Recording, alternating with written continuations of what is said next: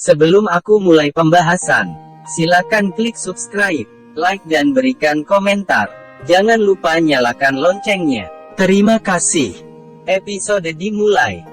Zainab gemetaran saat menemukan pisau dan kertas bernoda darah di tempat sampah yang ada di kamar Kainat. Zarun membaca tulisan yang ditulis dengan darah Kainat.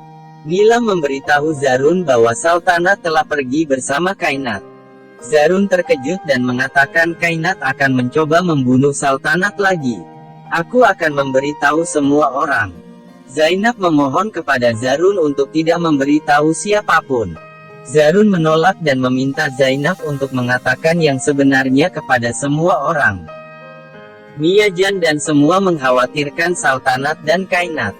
Zarun dan Zainab datang ke sana. Zarun memberitahu semua orang bahwa Kainat telah mengunci Sultanat di peti dan menenggelamkan peti itu. Semua orang terkejut mendengar itu. Zarun mengatakan Kainat mencoba membunuh Sultanat. Miyajan marah dan hendak menampar Zarun. Zarun memegang tangan Miyajan dan mengatakan Sultanat hampir mati. Untung saja Zainab menyelamatkan Sultanat. Tetapi Zainab ingin melindungi Kainat. Nyawa Sultanat dalam bahaya. Semua orang terkejut lagi. Zarun mengatakan aku akan melapor polisi. Dan aku akan menghabisi Kainat untuk menyelamatkan Sultanat. Zarun pergi. Zainab menangis tanpa daya. Rubina menampar Zainab dan mengatakan, beraninya kau melindungi Kainat yang ingin membunuh Sultanat. Zainab meminta Rubina untuk memukulnya lagi. Rubina memeluk Zainab dan meminta maaf. Miyajan menyalahkan diri sendiri atas apa yang dilakukan Kainat. Zarun melapor polisi. Polisi mengira Sultanat sudah gila. Zarun menjadi marah. Zarun dan Hamzah mencari Sultanat dan Kainat di mana-mana. Seseorang mengikuti Zarun. Zarun bertanya kepada seorang pria tua. Pria itu menunjukkan video di ponselnya bahwa Sultanat dan Kainat ada di atap gedung. Zarun dan Hamzah datang ke atap gedung itu. Mereka mencari Sultanat dan Kainat. Zarun melihat darah di lantai dan menemukan kertas yang ditulis dengan darah. Zarun juga menemukan ponsel Kainat di sana. Zarun terkejut saat mendapat telepon dari polisi. Zarun dan Hamzah datang ke kantor polisi. Inspektur meminta Zarun untuk memeriksa mayat Sultanat.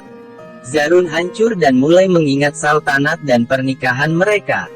Zarun menangis dan tidak berani melihat mayat Sultanat. Polisi membuka kain penutup mayat. Zarun dan Hamzah merasa lega karena itu bukan mayat Sultanat. Mamun berkata kepada Sabina, aku ingin bebas dan tidak ingin terlibat lagi dengan Kainat. Sabina bertanya bagaimana denganku? Jangan tinggalkan aku sendiri. Kita akan pergi bersama. Gazala datang ke sana dan berkata kepada Sabina, beraninya kau mengajak suamiku kawin lari. Inspektur memberitahu Zarun bahwa Kainat berkali-kali menelepon Mamun. Zarun dan Hamzah terkejut. Inspektur mengatakan mungkin Mamun terlibat dalam kasus ini. Zarun mengatakan tidak mungkin ayahku menculik istriku. Gazala hendak pergi. Zarun menghentikan Gazala. Gazala menangis dan berkata ibu akan kembali ke Kanada. Ayahmu bertingkah aneh dan menentang Sultanat. Tapi ayahmu mendengarkan Kainat. Pasti Sabina dan Kainat telah menjebak ayahmu. Zarun meminta Gazala untuk tenang dan berpikir untuk segera memecahkan misteri ini. Miyajan memberitahu Yan bahwa Kainat bukan orang yang tepat untuk mendapatkan warisan. Bahkan suami Kainat juga tidak berhak. Miyajan berkata aku tidak ingin memberikan tahtaku kepada Mamun. Dan Nadim juga tidak pantas menerima tahtaku. Sedangkan Zarun menolak tahtaku. Yan mengatakan kita akan menemukan jalan keluar. Zarun bertanya pada Mamun, apa yang ayah bicarakan dengan Kainat di telepon? Mamun menjawab tentang pernikahanmu. Zarun memaksa Mamun bersumpah untuk mengatakan yang sebenarnya. Mamun mengatakan Kainat berjanji padaku bahwa dia akan memberikan tahta Miyajan kepadaku jika aku mengikuti rencananya. Kainat ingin menikahimu. Zarun memperingatkan Mamun untuk tidak berhubungan lagi dengan Kainat. Mamun berpikir di mana Kainat. Apa yang akan Kainat lakukan dengan Sultanat? Zarun sedih dan mulai memikirkan Sultanat.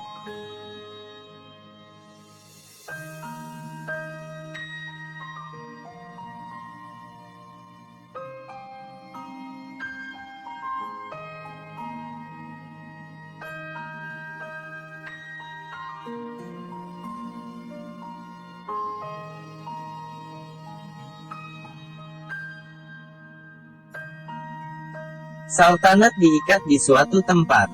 Kainat memukul kepala Sultanat dengan tongkat. Zarun terbangun kaget dan berteriak Sultanat. Zarun semakin mengkhawatirkan Sultanat. Zainab memberitahu Zarun bahwa Kainat dan Sultanat adalah saudara kembar. Zarun terkejut mengetahui itu. Zainab mengatakan, aku telah memberikan Sultanat kepada Rubina karena Rubina tidak bisa melahirkan. Zarun bertanya apakah Sultanat tahu ini. Zainab mengatakan Sultanat dan Kainat sudah tahu. Zarun mengatakan, kau mengatakan ini untuk menyelamatkan Kainat. Bagaimana jika Sultanat kehilangan nyawanya? Kau tidak pantas menjadi ibu Sultanat. Kau yang akan bertanggung jawab jika terjadi sesuatu pada Sultanat. Zainab menangis. Sepasang suami istri menemukan Sultanat dan Kainat tergeletak di tengah jalan. Mereka mengira Sultanat dan Kainat mengalami kecelakaan. Mereka membawa Sultanat dan Kainat ke rumah sakit. Istrinya mengatakan mereka berdua mengenakan pakaian pengantin. Suaminya mengatakan kita akan memberitahu polisi begitu sampai di rumah sakit. Zarun berdoa agar segera menemukan Sultanat. Mobil yang membawa Sultanat melewati Zarun.